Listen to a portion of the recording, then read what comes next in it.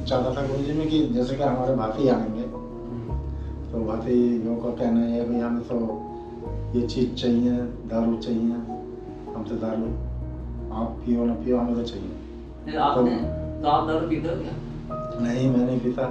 वो तो क्या हमें इस बात से कोई मतलब नहीं। हाँ, आप पियो मत पियो हमें तो चाहिए इस कार्य में, शादी के कार्य में दारू, हमारे मिलने वालों को भी हमें भी। अब हमसे मना करते हैं तो बोले नहीं तो ऐसा नहीं चलेगा, फिर हम आएंगे ही नहीं। अच्छा, हम आएंगे नहीं बात तो हाँ तो भाग लेना, 2 जने आ जाएंगे देकर चले जाएंगे। फिर वो रिश्तेदारी खत्म कर देते हैं कि हम आगे नहीं जाएंगे, अगली बार नहीं आएंगे, हमारी बेइज्जती होती है।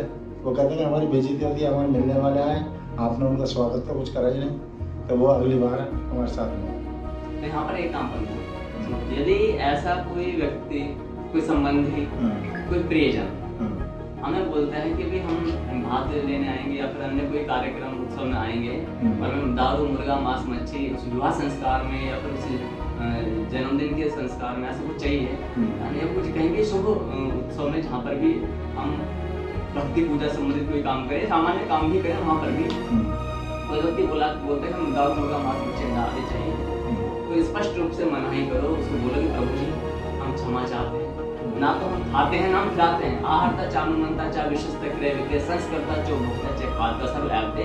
ये इस कलयुग के जो परम प्रमाणिक महाशास्त्र है, महाभारत में लिखा हुआ है कि मांस को पकाने वाला, खाने वाला, लाने वाला, अनुमति देने वाला, परोसने वाला सब मांस खाने वाले समान पापी हैं।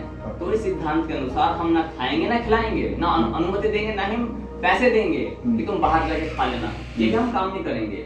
तो क्योंकि ये चीज अच्छा बात है, रिश्तेदारी टूट जाती है।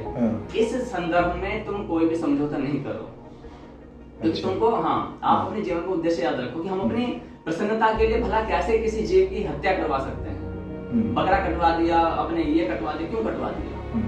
क्या आपको मृत्यु के बाद में कहीं जाना नहीं है क्या? आपने सत्संग सुना है, ज्ञान सुना है, प्रवचन सुना है साधु संतों का, अपने गुरुओं का, परम गुरुओं का, तो हमें क्या है उन शास्त्रों के अनुसार बात माननी है जो शास्त्र में लिखा हुआ है। जो मांस खाने वाला है, दारू, शंकर जी कहते हैं जो दारू पीने वाला है, नशा करने वाला सीधा नरक में जाता है, इसमें अन्यथा विचार करने की बात नहीं है। आपने पढ़ा होगा हमेशा, तो इसलिए स्पष्ट लिखा हुआ है। तो इसका अर्थ क्या है, आप रिश्तेदारी तोड़ते हो, संबंध तोड़ते हो, तोड़ दो, जोड़ते हो जोड़ दो, लेकिन मैं कभी भी इस विषय के लिए समझौता नहीं करूंगा, बिल्कुल नहीं करूंगा। आप 56 प्रकार के भोग खाएं, जो में क्षमता अनुसार है उसे खाएं, प्रसाद पाएं, भगवान को जो अर्पण करें, जो देंगे अपने आप सुखी स्वीकार करें। आप संबंधी बनो, है ना, आप एक राक्षस प्रवृत्ति मत अपनाओ, स्पष्ट मनाही कर दो, जो होगा देखा जाएगा। भगवान की भक्ति की जो रास्ते होते हैं ना वैसे ही होते हैं। हम लोग पता क्या करते हैं कई बार कि चलो उन्होंने टेंट अलग लगवा दिया, भाई वो तो मांसाहारी, तो बुरा मान जाएंगे। अरे तुम ये विवाह संस्कार कर रहे हो या क्या शादी कर रहे हो? शादी में सब कुछ चलता है, संस्कार में नहीं चलता है। शादी में सब कुछ चल सकता है, मैरिज में सब कुछ चल सकता है, संस्कार में नहीं चलता है। जब विवाह संस्कार ही दूषित होगा, है ना, तो क्या होगा, संतानें भी कैसे आएंगे, आसुरी होंगे, कैसे आएंगे, राक्षसी होंगे उस परिवार में। तो जिसका संस्कार ही, जिसका शुभारंभ ही ऐसा घटित हो रहा है, ऐसा घटिया हो रहा है, निम्न स्तर का हो रहा है, आसुरी प्रवृत्तियों के साथ हो रहा है, तो वहां की संतानें आएंगी, वो कैसे आएंगी, असुरी राक्षसी आएंगी। वहां कंस, कौरव, दुर्योधन ही आने वाले हैं। ऐसे परिवार में भक्ति की संभावना कम हो जाती है। यदा कदा कभी कुछ हो गया तो बात अलग है, अन्यथा नहीं आता। जैसे कि रावण की जो लंका था उसमें एक विभीषण आ गया, है ना, और उन्हें एक विदुर जी आ गए, तो एक चीज एक अलग है, तो आप बिल्कुल मना कर दो, बोले ये विवाह संस्कार है महाराज जी। और जब अधिक कुछ जिद बहस करते हो तो आप बोले हमारे गुरुदेव का नंबर है। जैसा भी अपने पंडित जी का पूछा ना कि भाई ब्राह्मण देवता है, वो बोलते हैं 1121 में कहते हैं जो आपने पूरे विवाह में 4-5 लाख रुपया लगा दिया, और जो फेरे डलवाने वाले जो मुख्य क्या है, जो पुरोहित है, जो ब्राह्मण देवता है, वो आपसे 1100 रुपये 2100 रुपये मांग करता है। वहां पर 4-5 और उसकी छाती पे सीने पर खड़े हो जाते हैं कि अरे पंडित जी 2 घंटे काम इतना कैसे ले, नहीं ये काम मत करना। आपको क्या करना, ब्राह्मण देवता आप बताओ कितने बताओ, मैं कहता हूँ उसने जो ही बोल दिए आप उसमें 151 रुपये शाश्वत की ओर से, हमारी ओर से आप बोल देना। मैं निवेदन करूंगा अपनी समिति से कि भाई ये व्यक्ति वो जो आपने 151 रुपये उसके कहने के अनुसार 151 को बढ़ा के दे रहा ना, उसको हम अपनी ओर से मैंने समिति से निवेदन दे आप कभी भी उस ब्राह्मण का अधिकार या उसकी इच्छा भंग मत करो। जो फेरे डलवाने वाला व्यक्ति, जो संस्कार करवाने वाला व्यक्ति, जो ब्राह्मण देवता है, जो वही रुष्ट होकर चला गया, तो भला वो संस्कार संपन्न कैसे? उसको हम क्या सोचते, भिखारी दीनहीन है, वो अपना पेट, ऐसा ये नहीं है।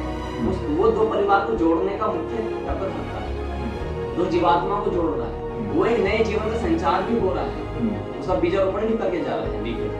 और उसको हम क्या करते हैं, पंडित जी 1100 रुपये ले लो, 500 रुपये ले लो, इनके मुंह फटे हो, ऐसे असर शब्द मत बोलो। कोई बोलता भी है ना, है ना, ससुराल पक्ष का बोलता है, लड़की के पक्ष है, लड़के का पक्ष, आप बोल दो कि आपने गुरु का ज्ञान सुना है, आपने शाश्वत ज्ञान को सुना है ना, कई बार सुना है। अब ये आपकी परीक्षा की घड़ी आ रही है कि आप इसमें कितने निपुण उतरते हो। लाखों रुपए आपके विवाह में लग चुके होंगे, अब तक नहीं लग चुके होंगे, है ना, और अभी भी लगेंगे, क्योंकि आप 51 रुपए या फिर जो भी राशि मांग रहा है, कितना रुपए मांग लेगा पंडित जी बताओ? यहाँ पर करीब 10-12 हजार रुपये खर्च हो जाता है। पंडित जी की दक्षिणा कितनी मांगता है? 10-12 हजार रुपये चले जाते पंडित की। हाँ जी, बोला 11,000 मांग, बोले खुश है, ठीक है। उसे मत तुम ये करो कि नहीं पंडित जी तुम, इसका तुम लाभ देखना। आज हमारी कही बात है ना, आप लिख लेना कहीं, इसका परिणाम देखना कि हाँ बोले जो आपने कहा था वो। हम पंडित भी कैसे चलाते हैं, डीजे पे नहीं चलाएंगे, दारू में नहीं चलाएंगे, टेंट में नहीं चलाएंगे, गाड़ी में नहीं चलाएंगे, और जो धुआं उड़ाते हैं ना, वो विवाह में लड़का लड़की जो दुल्हन घूमते धुआं, उसमें नहीं उड़ाएंगे, गहने अगर वस्त्रों में कहीं नहीं उड़ाएंगे, नंद को भावज को संबंधियों को जो महंगे वस्त्र जो भेंट करते हैं, उनमें हम कहीं कटौती नहीं करते हैं। चाहे तो ब्राह्मण जो पुरोहित है, उसकी जो दक्षिणा है उसको करते हैं। एक बार उसको ना उसकी इच्छा से कुछ अधिक दे के तो देखो, है ना, हो सकता है कि वो भगवान कुछ ऐसा कर दे कि जो सब कुछ अच्छा हो। हरि ओम, है, इसलिए तुम्हें ये कार्य शिवानी